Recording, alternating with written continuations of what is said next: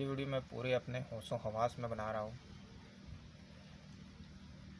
आज्ञा चक्र पर किसी प्रकार का मैनिपुलेट करके बनाने पर जोर दिया गया, लेकिन मैं उस वजह से नहीं बना रहा हूँ। स्थिति गंभीर हो चुकी है, निकलना बहुत ही नामुमकिन दिख रहा है। तब की स्थिति में वीडियो को मैं बनाने का कोशिश किया हूँ, जो कि ज़रूरी लोगों तक अवश्य पहुँचे, जो फ़िलहाल मुझे देख रहे हैं, समझ रहे हैं स्थिति क्या है क्या नहीं है।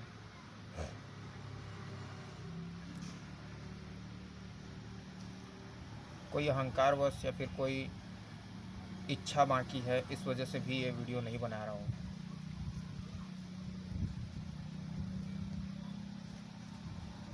जो चीज़ ज़रूरी है बस उसके लिए ये वीडियो तैयार कर रहा हूँ। फ़िलहाल ध्यान साधना के माध्यम से काफ़ी कुछ जाना समझा, अनुभव किया, और अपने अनुभवों को बतलाने के लिए मेरे पास समय की कमी है। आगे बतला पाऊँ ना पाऊँ, ये भी स्थिति बहुत ही नाजुक स्थिति बनी हुई है। ऐसी स्थिति में जो ज़रूरी चीज़ें हैं वो बतलाना बहुत ज़रूरी है।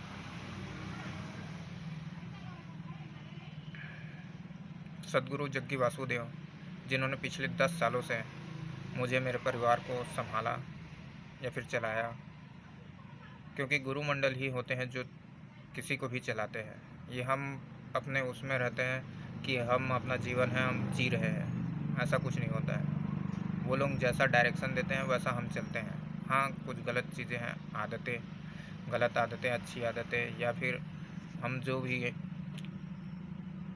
इच्छाएं वो हमारी अपनी होती है। बाकी हमको सुधार करने के लिए हम जिस स्तर के हैं, जिस लेवल पे जा सकते हैं, ध्यान साधना के माध्यम से अपने जीवन में जहाँ उठ सकते हैं, उसको चलाने के लिए गुरुमंडल ही होता है।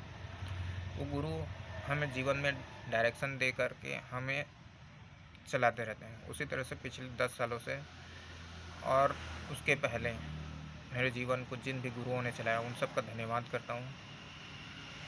जग्गी वासुदेव जी ने चलाया गुरु। सबसे पहले तो उन्हें, जिनके बारे में मैं नहीं जानता था, बाद में समझ में आया कि उन्होंने ही पिछले 10 सालों तक संभाला। दूसरा, ओशो के मैंने बहुत सारे सुने हुए हैं। ओशो के माध्यम से, ओशो के जितने भी ऑडियो वीडियोज़ हैं उनके माध्यम से बहुत कुछ सीखा जाना, ये एक अलग चीज़ है। तीसरा चीज़ आया रेकी के माध्यम से। गुरुदेव अतुल लहरी एवं ममता माँ के सानिध्य में बहुत कुछ सीखा, और उन्होंने बहुत पूरे साधना में पूरे चलाया। अभी भी उन पर पूर्ण विश्वास है कि मेरा ये साधना कंप्लीट होगा। फ़िलहाल तो अभी ऐसी स्थिति बनी हुई है जिसको एक कर्म बोला जाता है। कर्म से ऊपर होता है अवेयरनेस, कॉन्शियसनेस, जागरूकता, और उससे ऊपर एक और चीज़ होती है अदृश्य शक्तियों की शक्ति, आत्मशक्ति, जो कि पितृपूर्वज इसीलिए माना जाता है। जब कोई व्यक्ति मृत्यु हो जाता है किसी को व्यक्ति के, तो वो मृत्यु के बाद में कहना चाहिए अपने घर परिवार के ही व्यक्तियों के द्वारा संचालित किया जाता है। घर परिवार के व्यक्तियों का ही एक अंग बन जाता है, जिसे हम लोग अक्सर अपने बातचीत चलन में ये जानते हैं कि टोना बैगा, ये स्थिति से जानते हैं। लेकिन ज़्यादातर महिलाओं या फिर ज़्यादातर घरों में महिलाओं को ये सब चीज़ का जानकारी होता है। पुरुषों को बिल्कुल भी इस चीज़ का जानकारी नहीं होता है। लगता हमको ये है कि किसी को कुछ भी पता नहीं है, क्योंकि ये चीज़ ऐसा है कि इस चीज़ को किसी को बताया नहीं जाता, नहीं बताने का है। ये अदृश्य शक्तियाँ का अपना एक अलग नियम है, तो इसको किसी को भी कुछ बताने का नहीं रहता है। इस वजह से कोई भी किसी को कुछ भी नहीं बताता है इस बारे में। तो जो लोग जानते हैं, जो लोग सीखते हैं, आपस में उस चीज़ का चर्चा करके सामंजस्यपूर्ण स्थिति से बने रहते हैं। फ़िलहाल स्थिति ऐसा है मेरा कि अभी कुछ भी हो सकता है मेरे साथ, कुछ भी हो सकता है। मतलब कि कब तक ज़िंदा रहूं इसका कोई गारंटी नहीं है।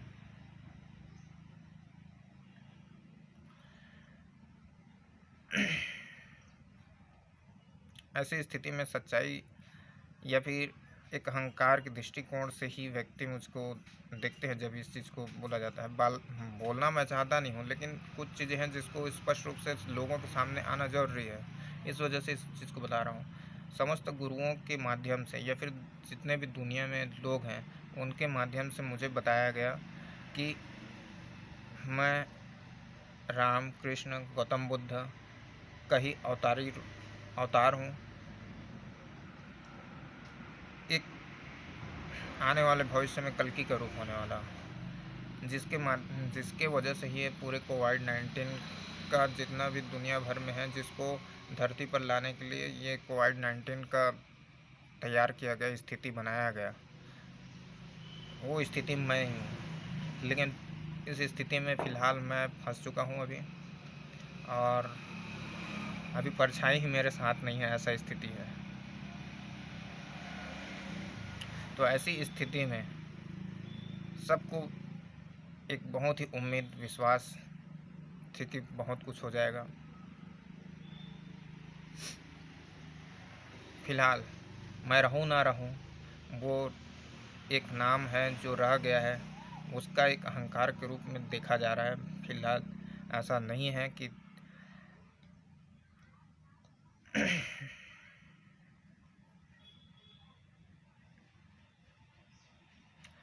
मुझसे जुड़े बहुत से लोग हैं।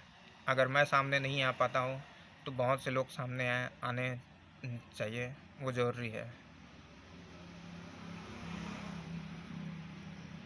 फ़िलहाल सभी गुरुओं ने अपने माध्यम से बहुत कुछ सिखाया, अभी सिखाने की कोशिश जारी है। अभी गोरख बाबा अपने हिसाब से सिखा रहे हैं। गोरख बाबा बोलो या फिर महादेव, सीधे सीधे तौर पे वो अपने हिसाब से सिखा रहे हैं।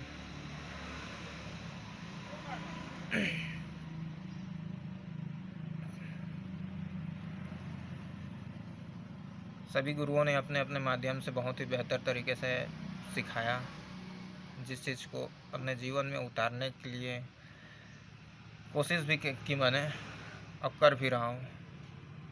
फ़िलहाल स्थिति ऐसी है कि ये सारी चीज़ें सीखना, सिखाना, कर्म के ऊपर जागरूकता और जागरूकता के ऊपर ये एक सॉफ्टवेयर, जो मृत्यु के पश्चात जो भी आत्मा बनती है, वो एक सॉफ्टवेयर के रूप में बन जाती है, जिसका अपना कोई मूल्य नहीं होता। वो एक सॉफ्टवेयर के रूप में ही काम करती है। तो उस सॉफ्टवेयर के बीच में फंसा पड़ा हूँ। अगर स्थिति ऐसी है कि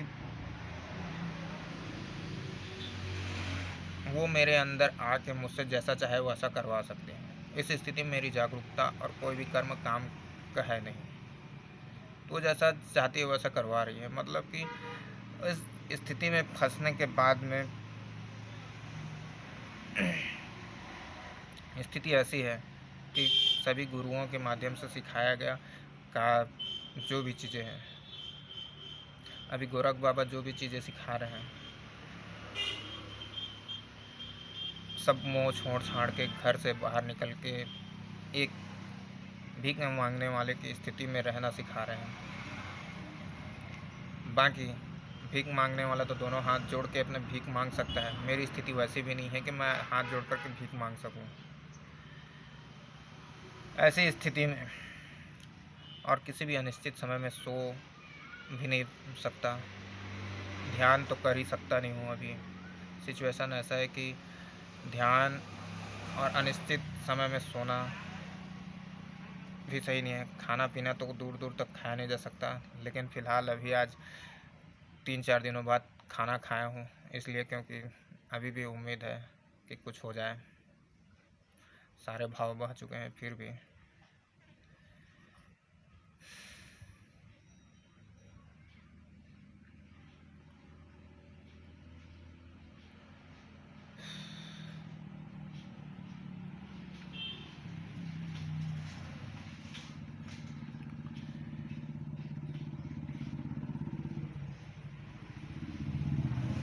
बड़ी बहन छाया देवांगन,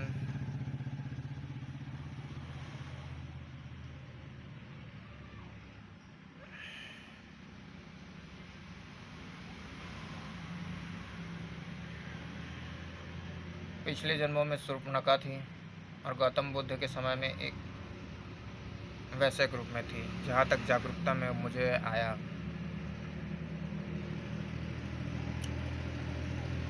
और जो चीज़ें हैं सम्मुख आनी चाहिए, ज़रूरी चीज़ें हैं, किसी के साथ दब के नहीं रहनी चाहिए। क्योंकि अभी स्थिति ऐसी है कि मेरा साथ हर चीज़ों से छूट गया है। घर परिवार, आसपास के लोग, सबसे साथ छूटता जा रहा है। क्योंकि ऐसी स्थिति में जिसका व्यक्ति का परछाई साथ छोड़ चुका हो, वैसी स्थिति में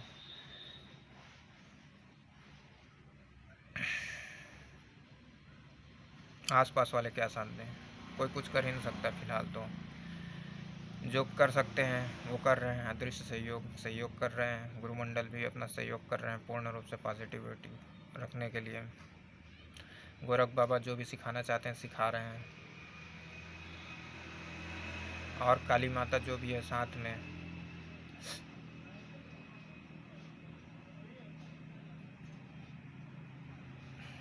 वो भी अपने माध्यम से बहुत कुछ सिखाई।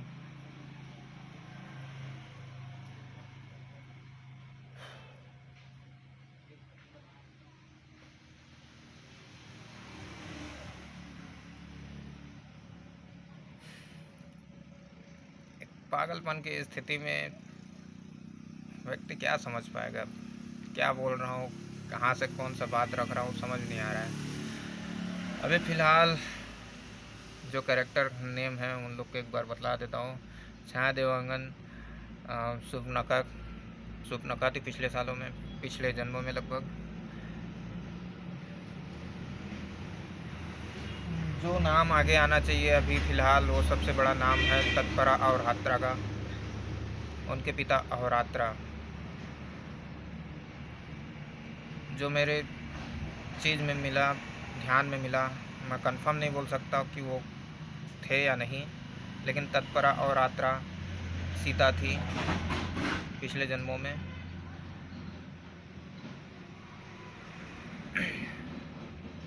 कोई सी भी चीज़ रुकना नहीं चाहिए किसी के जाने के बाद में, और जब तक लोगों के सम्मुख ये चीज़ें ना आएंगी तब तक कार्य नहीं हो पाएगा। इस वजह से बोलना बताना ज़रूरी है। इस चीज़ को छुपा के रखना, मैं बताना तो नहीं चाहता था, लेकिन स्थिति ऐसी गंभीर स्थिति बनी हुई है कि ये चीज़ को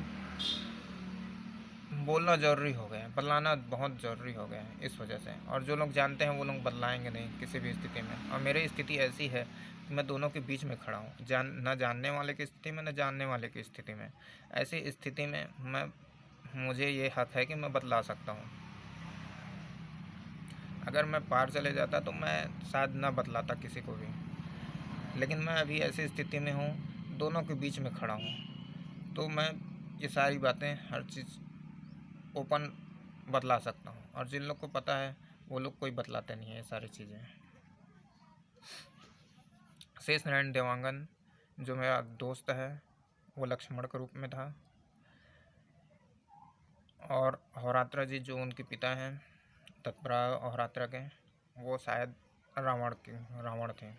शायद इसलिए बोल रहा हूँ क्योंकि कंफर्म नहीं बोल सकता। ये ध्यान के माध्यम से उतरा हुआ चीज़ तो है, बाकी कंफर्मेशन नहीं दे सकता। और कल की रूप मेरा लास्ट था, तो इस वजह से, क्योंकि यूनिवर्स कभी भी किसी की इच्छा को अधूरी नहीं रखती। आप जितनी इच्छा करते हैं वो समय पर पूरी होती है, ये चीज़ तय है। ये आपके ऊपर निर्भर करता है कि आप कितनी तीव्रता से उस चीज़ की इच्छा करते हैं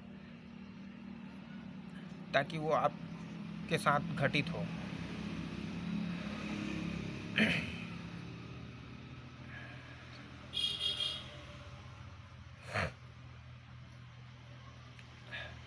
बदलाने के लिए तो बहुत कुछ है कि कैसे घटित होता है, नहीं होता है, लेकिन बहुत सारे गलत लोग हैं और गलत चीज़ें हैं। जो चीज़ सामने आ गई, सही चीज़ें हैं, लेकिन जो चीज़ सामने आ गई लोगों के, तो जो स्थिति, सामाजिक स्थिति बना हुआ है संसार में, वो ढाने में ज़्यादा समय लगेगा नहीं, क्योंकि लोगों की समझ इतनी है नहीं कि किस तरह से उसको एक्सेप्ट किया जाए।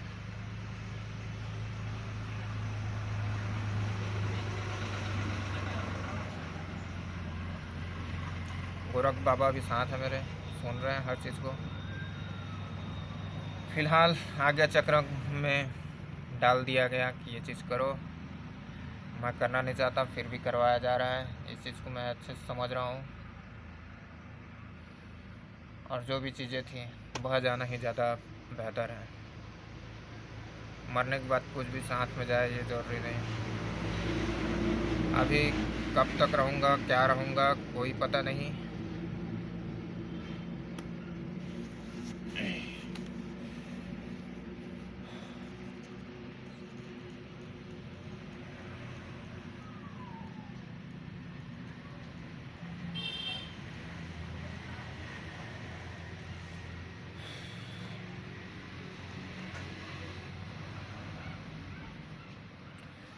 एक चीज़ टिप अवश्य देना चाहूँगा लोगों को, कभी भी किसी भी बैगा या फिर बाबा ताबा के चक्कर में कोई भी कभी भी कैसे भी स्थिति हो उसमें ना फंसें।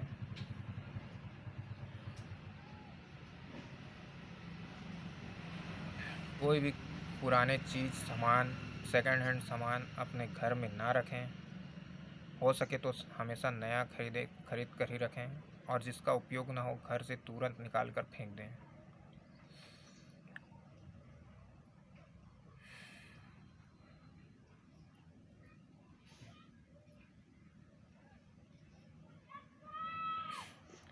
क्या कर रहा हो यार, पागलपन की एक सीमा तक को लांघना भी जरूरी है ध्यान साधना में, लेकिन मैं जानता हूँ कि कहाँ पर कौन सी स्थिति में हूँ।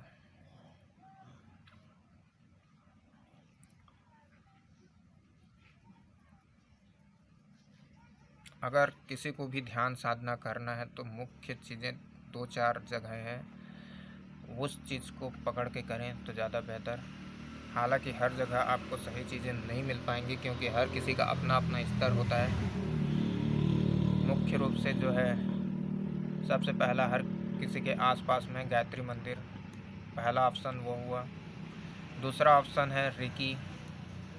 रेकी भी हर किसी के आसपास आजकल पहुंच चुका हुआ है। रेकी आप अगर ऑनलाइन सर्च करेंगे तो बहुत सारे ऑप्शन मिल जाएंगे, और आपकी स्थिति स्तर जो भी होगा उस हिसाब से आपको आप गुरुमंडल मिल जाएंगे। तीसरा ऑप्शन है जग्गी वासुदेव जी गुरुमंडल, गुरुदेव।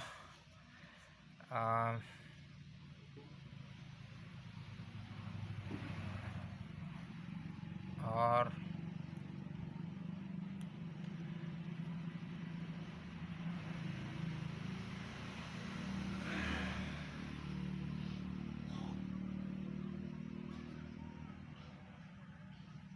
विपश्यना शिविर, जिसमें सबसे पहली बार गया हुआ था 10 दिन का शिविर, या फिर ले जाया गया था।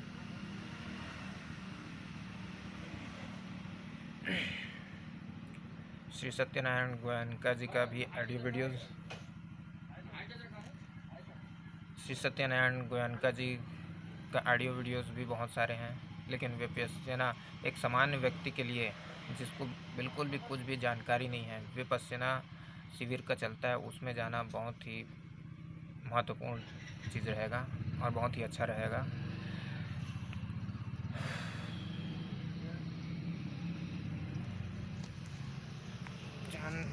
बताने के लिए तो इतना सारा चीज़ें हैं जो सम्मुख आना चाहिए, लेकिन समय की कमी की वजह से या फिर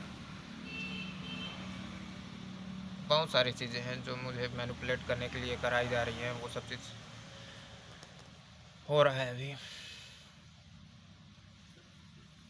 लेकिन शरीर में जब तक ताकत नहीं रहेगा तब तक कुछ भी होना पॉसिबल नहीं।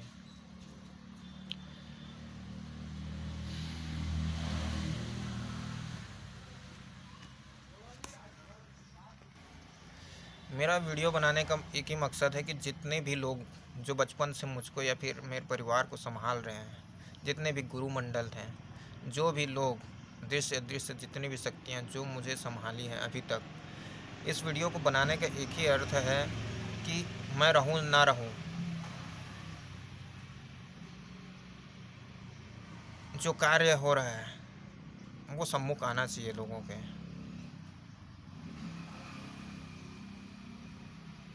लोगों का नाम सम्मुख आना चाहिए।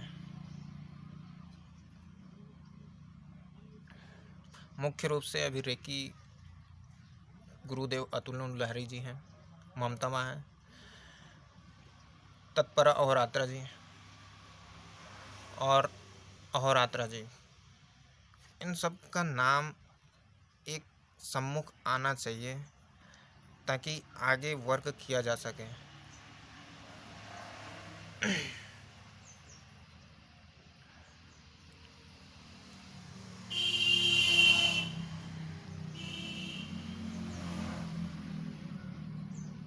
फिलहाल मेरे शब्द तो ऐसे हैं कि कहाँ से शुरू करूँ, कहाँ बात करूँ, कहाँ बतलाऊँ, कुछ समझ में नहीं आ रहा है। ऐसी स्थिति में लोगों तक बात सही तरीके से पहुँच पाएगी कि नहीं पाएगी नहीं पता। और परम शांति वाले गुरुदेव दशरथ भाई जी पटेल, श्री दशरथ भाई जी पटेल, क्षमा चाहता हूँ, उनको भी कोटि प्रणाम।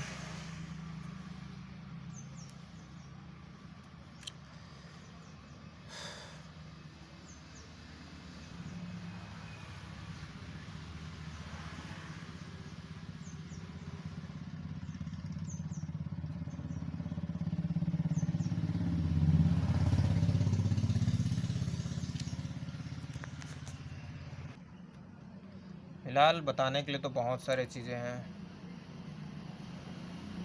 क्या बतलाऊँ क्या ना बतलाऊँ, क्या ज़रूरी है क्या गैर ज़रूरी है, बतलाना भी समझ में आ नहीं रहा है।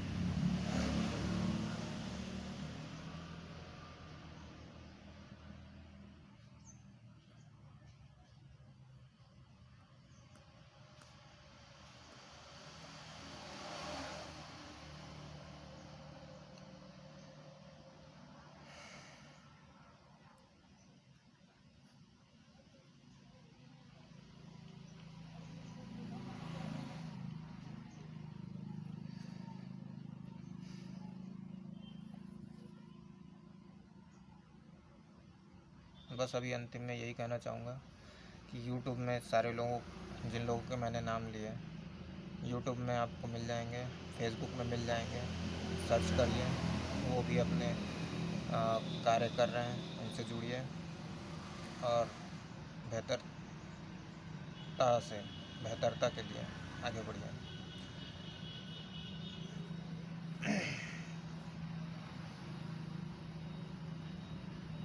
अंत में बस एक ही चीज़, जितने भी दृश्य शक्तियाँ हैं,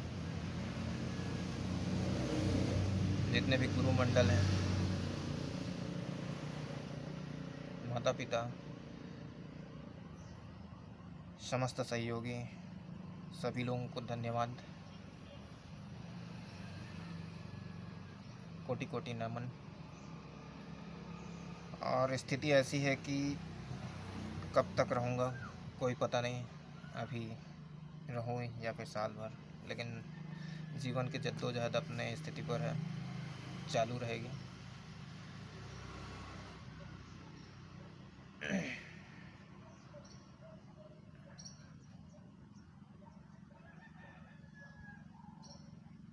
गोरख बाबा अपने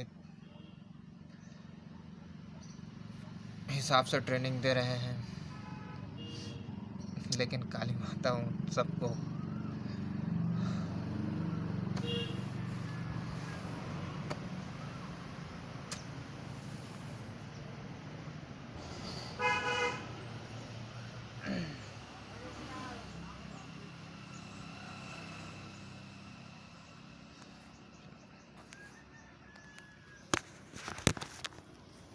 प्रणाम।